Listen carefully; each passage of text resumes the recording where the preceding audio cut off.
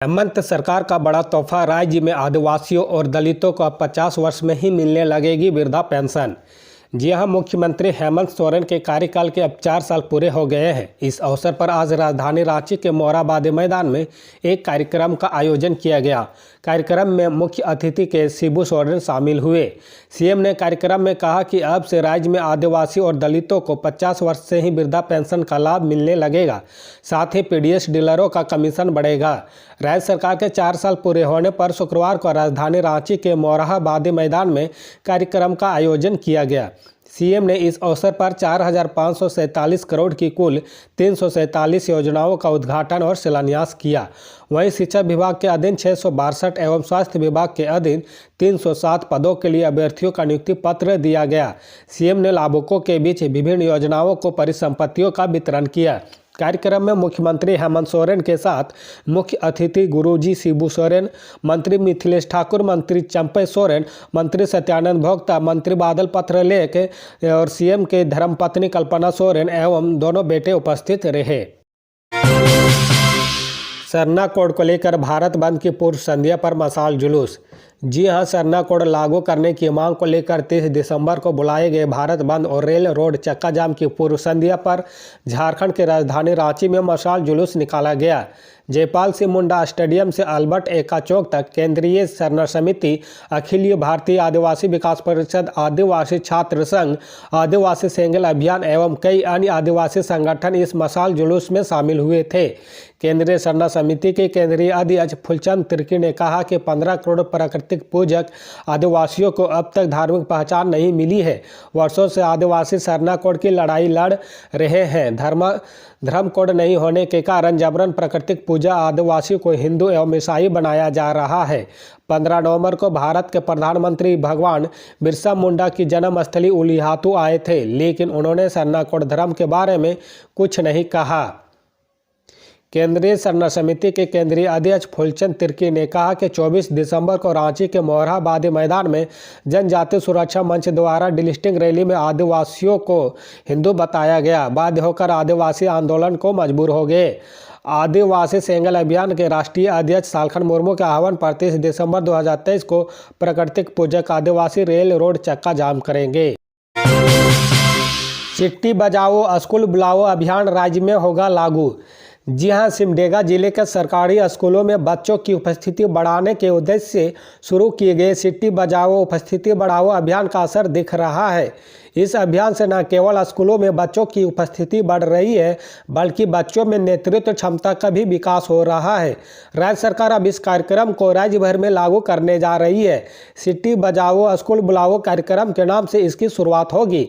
सिमडेगा में सुबह 8 बजे स्कूल जाने के दौरान गाँव टोले में एक मॉनिटर के नेतृत्व में स्कूली बच्चे स्कूल ड्रेस पहनकर चिट्ठी बजाते हुए स्कूल जाते हैं। इससे अभिभावकों को यह पता चल जाता है कि स्कूल खुला है और उन्हें अपने बच्चों को भी स्कूल भेजना है। चिट्ठी ग्रामीण इलाकों में अलार्म का काम करती है, जिससे अभिभावक के साथ साथ बच्चे भी स्कूल की तैयारी में लग जाते हैं। छात्र चिट्ठी बजाते हुए उन घरों के सामने से गुजरते हैं जहां रहने वाले बच्चे स्कूल में पढ़ाई कर रहे हैं। एटीएम से पैसा निकालने वाले साइबर अपराधियों को किया जा सकेगा ट्रैक। झारखंड पुलिस ने बनाया मास्टर प्लान। जी हां, झारखंड पुलिस भी अब एटीएम से पैसा निकालने वाले साइबर अपराधियों या इस काम में साइबर अपराधियों को सहयोग करने वाले को ट्रैक कर सकेगी। सीआईडी के डीजी अनुराग गुप्ता गृह मंत्रालय के अधीन काम करने वाले संगठन Indian cyber crime coordination centre के अधिकारियों से मिलकर इस दिशा में काम कर रहे हैं। साथ ही कार्रवाई के लिए एक्शन प्लान तैयार कर रहे हैं। सीआईडी डीजी अनुराग गुप्ता ने बताया कि पूरे देश में विभिन्न बैंकों के साथ 8 लाख एटीएम का डाटा हासिल कर इसे प्रतिबिंब ऐप में प्रोजेक्ट कर दिया गया है।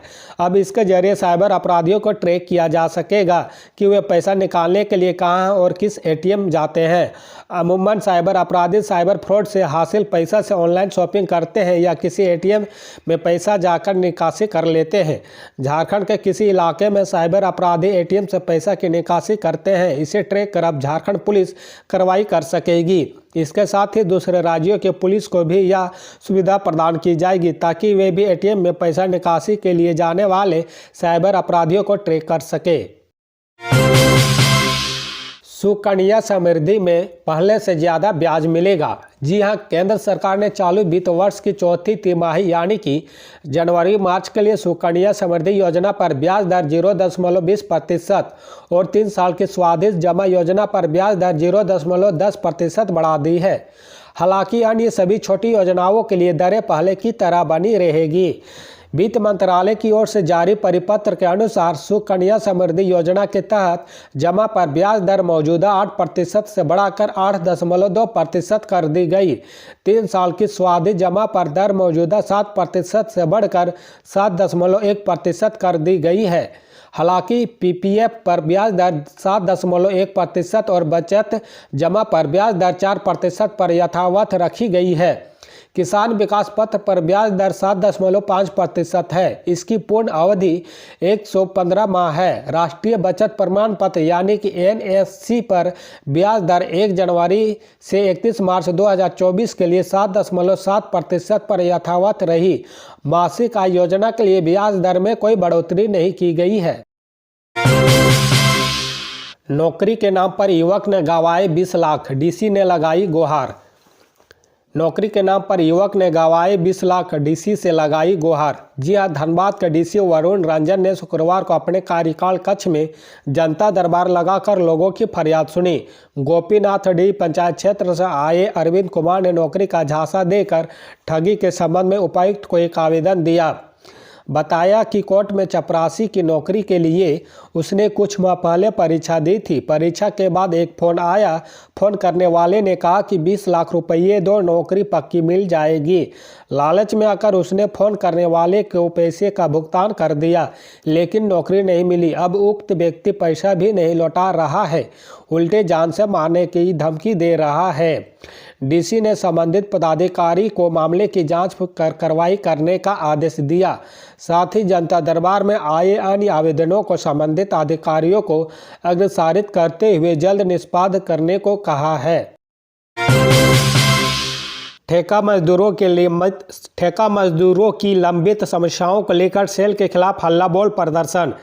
जी हां, बोकारो इस्पात संयंत्र के कोक ओपन एवं कोक केमिकल्स विभाग में ठेका मजदूरों की लंबित समस्याओं को लेकर क्रांतिकारी इस्पात मजदूर संघ के द्वारा शुक्रवार को विराट हल्लाबोल प्रदर्शन किया गया। संघ के महामंत्री सह सदस्य एनजेसीएस राजेंद्र सिंह के नेतृत्व में कोक ओवन के सैकड़ों मजदूर बैटरी नंबर 7 से रैली के रूप में प्रदर्शन करते हुए बैटरी नंबर 1 के समक्ष एकत्रित हुए, जहां रैली के सभा के रूप में तब्दील हो गई। प्रदर्शन को संबोधित करते हुए श्री सिंह ने कहा कि आज सेल में कुल मजदूरों में ठेका मजदूरों की भागीदारी लगभग 72% की है। इन्हीं ठेका मजदूरों के परिश्रम की बदौलत संयंत्र उत्पादन का नया कीर्तिमान बना रहा है, मगर खेद के साथ कहना पड़ रहा है कि सेल एवं बोकारो इस्पात की लचर एवं उदासीन व्यवहार के कारण आज भी ठेका मजदूरों को अपने हक के लिए संघर्ष करना पड़ रहा है। इस प्रदर्शन के माध्यम से ठेका मजदूर एकजुट होकर न्याय के विरुद्ध या न्याय के लिए युद्ध का शंखनाद करने को एकत्रित हुए हैं। राज्य प्रशासनिक सेवा के 10 अफसर आईएएस में प्रोन्नत। जी हां, भारत सरकार ने राज्य प्रशासनिक सेवा के 10 अफसरों को आईएएस अफसर के रूप में प्रोन्नत किया है।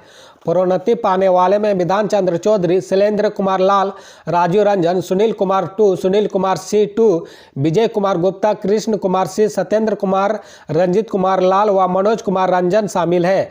केंद्र सरकार के कार्मिक मंत्रालय ने इससे संबंधित अधिसूचना जारी कर दी है। मालूम हो कि राज्य सरकार ने 11 अफसरों की सूची आईएएस में प्रोन्नत के लिए भेजी थी। हालांकि एक अफसर को छोड़कर शेष 10 को आईएएस में प्रोन्नत प्रदान कर दी गई है। इस अधिकारियों की हाल में यूपीएससी बोर्ड की बैठक में आईएएस बनाने की सहमति दी गई थी। निशिकांत दुबे पर एफआईआर दर्ज होने पर आग बबूला हुआ बाबूलाल मरांडी, कहा मनमानी कर रही है यह सरकार। जी हां, भाजपा के प्रदेश अध्यक्ष बाबूलाल मरांडी ने गोड्डा के भाजपा सांसद डॉक्टर निशिकांत दुबे के खिलाफ दर्ज एफआईआर का विरोध किया है। उन्होंने कहा कि देवघर जिले में गो तस्करों को बांग्लादेश ले जा रहे सैकड़ों पशुधन के साथ पुलिस से पकड़वाने वाले सांसद निशिकांत दुबे पर गुरुवार को एफआईआर किया गया। शुक्रवार को किसी गिरफ्तार अपराधी का फोटो खींचने वाला पत्रकार पर देवघर में एफआईआर किया गया है। उन्होंने कहा कि समझ में नहीं आता सरकार किस प्रकार मनमाने तरीके से फैसले ले रही है। 4 साल में विरोधियों को सताने और चुपचाप कराने के लिए 200-250 फर्जी मुकदमा किया गया। ऐसा करने वाली सरकार का भला नहीं चाहते। भाजपा ने हेमंत सोरेन सरकार के 4 वर्ष का कार्यकाल पूरा होने पर जश्न मनाने को लेकर आपत्ति जताई है।